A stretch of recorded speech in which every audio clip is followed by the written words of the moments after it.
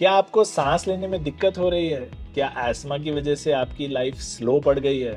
क्या सारा दिन खांसी, जुकाम, वीजिंग, चेस्ट पेन से आप परेशान रहते हैं? अस्थमा में इन्हेलर इम्पोर्टेंट है, बट ये नहीं है कि सिर्फ उसी से आपका इलाज हो सकता है। इस वीडियो में हम बात करेंगे 6 ऐसे पावरफुल घरेलू उपायों की जिसकी वजह से आप इन्हेलर को दूर भी रख सकते हैं, अस्थमा को घर बैठे मैनेज भी कर सकते हैं और डॉक्टर विजिट्स भी कम से कम कर सकते हैं। नमस्कार, मैं हूं doctor Suchin Bajaj, founder director Ujala Cygnus group of hospitals.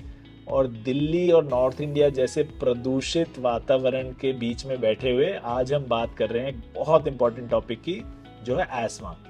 ESMA आजकल बहुत प्रेवलेंट होता जा रहा है, स्पेशली यंग बच्चों में, बिकॉज हमारे आसपास प्रदूषण बहुत ज़्यादा है। लेकिन ये एस्मा होता क्या है? What is the science behind it? ESMA में आपकी जो सांस की नलियां हैं, जिनको हम ब्रोंक्यूल्स, ब्रोंकाई, एल्वियोलाई बोलते हैं, इसमें सूजन आ जाती है, स्वेलिंग हो जाती है और इसमें म्यूकस का कलेक्शन बहुत बढ़ जाता है, जिसकी वजह से हवा का आने जाने में प्रॉब्लम क्रिएट होती है। और स्पेशली जब आप सांस छोड़ते हैं तो इतनी नैरो हो जाती है कि उसमें सीटी जैसी आवाज़ आने लगती है। जैसे आप विसल बजाते हैं तो उसमें एक नैरो पार्ट होता है जिसकी वजह से हवा के जाने से आवाज़ आती है, वैसे ही हमारी सांस की नलियां भी इतनी कमज़ोर हो जाती हैं, इतनी दब जाती हैं कि उसमें सीटी जैसी आवाज़ आने लगती है। इसके साथ साथ खांसी रहती है, सांस लेने में तकलीफ़ रहती है और बाकी एसोसिएटेड सिम्टम्स हो सकते हैं, जैसे सर में दर्द रहना, एनर्जी लो होना, नींद प्रॉपर ना आ पाना। ये सब प्रॉब्लम्स एस्मा में होती हैं। क्यों होता है ये एस्मा? प्रदूषण तो एक इम्पॉर्टेंट फैक्टर है ही, बट इसमें जेनेटिक्स भी बहुत इम्पॉर्टेंट है। कई लोगों के फैमिलीज में ही एस्मा चलता है। कुछ अंदर हमारी बॉडी में ऑटो इम्यून डिसऑर्डर्स बन जाते हैं जिसकी वजह से स्वेलिंग ज़्यादा होती है, तो उससे भी एस्मा हो सकता है।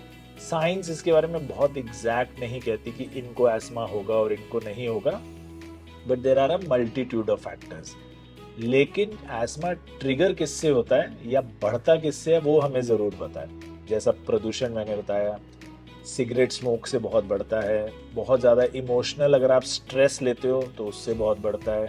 अगर बहुत आप ठंड से एक्सपोज हो जाते हो, ठंडी हवा से आ जाते हो, तो उससे बढ़ता है। कुछ आजकल जो इस समय बहुत ज़्यादा चल रहा है, पॉलन ग्रेन्स, तो पॉलन जो हवा में घूमते हैं उससे बहुत ज़्यादा बढ़ता है। आपको किसी पर्टिकुलर चीज़ से एलर्जी है, किसी फूड आइटम से एलर्जी है, या जैसे मैंने बताया स्ट्रेस है आपको, तो उससे भी बढ़ जाता है।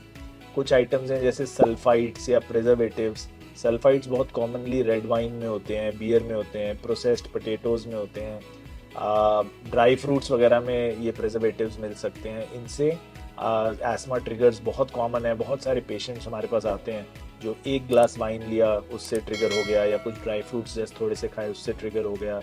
अगर घर में आपके साफ़ सफाई नहीं है, बेड माइट्स हैं, आपके कारपेट्स में अगर कोई वो है, उससे बढ़ सकता है। घर में आपके पेट्स हैं, उससे आपको एलर्जी हो सकती है। पेट हेयर बहुत कॉमन कॉज है। तो बहुत सारे ऐसे ट्रिगर्स हैं।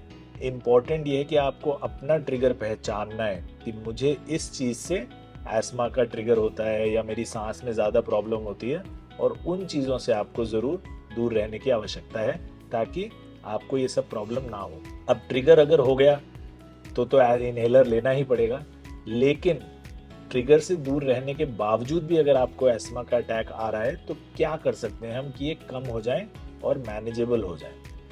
इसके लिए कुछ घरेलू उपाय हैं जिसकी अब हम बात करेंगे। सबसे इम्पोर्टेंट और पहला, जिंजर, अदरक। अदरक की चाय हमारी मम्मी हमें बचपन से पिलाती हैं क्योंकि उसमें बहुत अच्छी एंटी इन्फ्लेमेटरी प्रॉपर्टीज़ हैं, ब्रोंकोडायलेटरी प्रॉपर्टीज़ हैं। तो आपकी जो सांस की नलियाँ हैं वो खुल जाती हैं अदरक से। तो अदरक की चाय ले लीजिए, लेमन टी में अदरक डाल लीजिए, या सिर्फ अदरक का गर्म पानी भी पी सकते हैं रात को सोते हुए, तो इससे एस्मा के अटैक्स बहुत कम हो जाते हैं। अदरक के साथ साथ है टर्मरिक, यानी हल्दी। हल्दी दूध तो हमारा बचपन से हर चोट लगने पर एक नॉर्मल इलाज है कि जी कुछ भी हुआ है आप हल्दी वाला दूध पी लो, क्योंकि उसमें करक्यूमिन नाम से एक स्ट्रॉन्गेस्ट एंटी इन्फ्लेमेटरी तत्व है। Curcumin is very good for our body, specially to reduce inflammation. सूजन कम करता है वो। और जैसा मैंने बताया था, हमारी श्वास नली में सूजन आ जाती है, इसकी वजह से एस्मा बढ़ता है। तो अगर आप हल्दी दूध लें या दूध अगर आप परहेज़ रखते हैं तो हल्दी का पानी ले लें, तो रोज़ अगर इसकी सेवन करेंगे तो आपको बहुत फ़ायदा मिलेगा। ओमेगा 3 एसिड्स भी एक रामबाण है एस्मा के लिए, स्वेलिंग कम करने के लिए।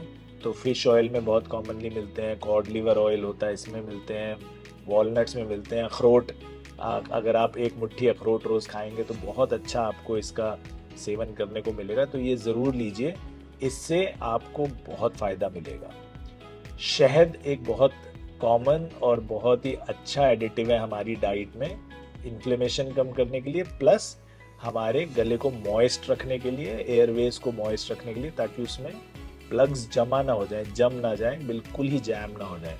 तो रोज़ रात को एक शहद का चम्मच का सेवन करिए, या तो गर्म पानी में या चाय में, या वैसे भी चाट सकते हैं।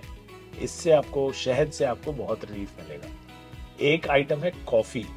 अगर आप कॉफ़ी पीते हैं तो एस्मा के चांसेस कम हो जाते हैं, क्योंकि इसमें कैफीन है। कैफीन भी एक ब्रोंकोडायलेटरी एलिमेंट है।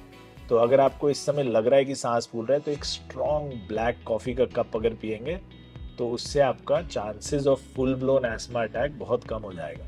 लेकिन कैफीन के अपने साइड इफ़ेक्ट्स भी हैं, मोस्ट कॉमनली एसिडिटी वगैरह तो करता ही है। तो एसिडिटी का एक साइड इफ़ेक्ट होता है, GERD बोलते हैं हम इसको, गैस्ट्रो ईसोफेजियल रिफ्लक्स डिजीज़। उसमें क्या है, एसिड वापस आ जाता है, और अगर एसिड वापस आकर हमारे खाने की नली से सांस की नली में चला जाए तो उससे भी एस्मा बल्कि ट्रिगर हो सकता है। तो बहुत ज़्यादा कॉफ़ी ना पिएं। अगर बहुत ज़्यादा कॉफ़ी पिएंगे तो इसकी आदत भी पड़ जाती है, प्लस इसके अलग साइड इफ़ेक्ट्स होते हैं। तो इसको एक रूटीन ना बनाएं, but it is a good way to prevent asthma attacks. और छठा और मोस्ट इम्पॉर्टेंट है प्राणायाम। अनुलोम विलोम करें, भ्रमरी करें। ये सब आसन जो हैं आपको ब्रेथ पे फोकस रखवाते हैं, आपकी ब्रेथ रेगुलर करवाते हैं और एस्मा अटैक्स प्रिवेंट करते हैं। तो pranayama is one of the most important exercises to do अगर आप एस्मा से बचना चाहते हैं। तो ये जो 6 आपको मैंने घरेलू नुस्खे बताए, ये अगर आप डेली सेवन करेंगे, एक्सेप्ट फॉर कॉफ़ी जैसा मैंने बताया, तो इससे आपके एस्मा के फुल ब्लोन अटैक्स होने के चांसेस बहुत कम हो जाएंगे। इनहेलर यूज़ आपका मिनिमाइज हो जाएगा, doctor visits next to none हो जाएंगी, और आप काफ़ी हेल्दी फील करेंगे। लेकिन अगर आपके एस्मा अटैक्स इनके बावजूद भी रेगुलर हैं या बढ़ते जा रहे हैं, या जिस समय आपको एस्मा का अटैक आ रहा है उस समय छाती में बहुत कंजेशन लग रहा है, भारीपन लग रहा है, लिप्स या फिंगर्स ब्लू हो रही हैं, या ऐसी कोई भी ज़्यादा प्रॉब्लम है, रात भर आप खांस रहे हैं, तो प्लीज़ डॉक्टर से मिलने से घबराइए मत।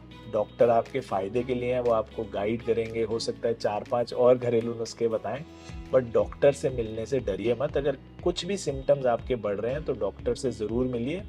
इनहेलर आपके लिए अच्छा है, लेकिन रेगुलर यूज़ अगर आप कम करना चाहते हैं तो ये घरेलू नुस्खे साथ में उसके यूज़ कर सकते हैं। ऐसा नहीं है कि इनहेलर बिल्कुल बंद कर दें या हम कहें कि इनहेलर ख़राब चीज़ है, ऐसा बिल्कुल भी नहीं है। Inhaler is a very good treatment option and also a preventive option for you, but you should use it along with these healthy lifestyles that we are trying to tell you about. तो I hope इस video से आपको काफ़ी फ़ायदा होगा। Exercise रोज़ ज़रूर करें, ये हेल्दी नुस्खे ज़रूर अपनाएं और अपने फ्रेंड्स और फैमिली को भी बताएं। वीडियो को ज़रूर लाइक करें, शेयर करें, ताकि ज़्यादा से ज़्यादा लोगों तक ये इन्फॉर्मेशन पहुंच सके। इसके अलावा कोई भी सवाल हो, कोई भी डाउट्स हो, कोई भी आपको क्लैरिफिकेशंस लग रहा है चाहिए, तो नीचे कमेंट बॉक्स में ज़रूर लिखें। मैं और मेरी टीम जल्द से जल्द आकर सारे ही क्वेश्चंस का जवाब देंगे। स्वस्थ रहें, मस्त रहें, जल्द मिलेंगे नेक्स्ट वीडियो में। नमस्कार।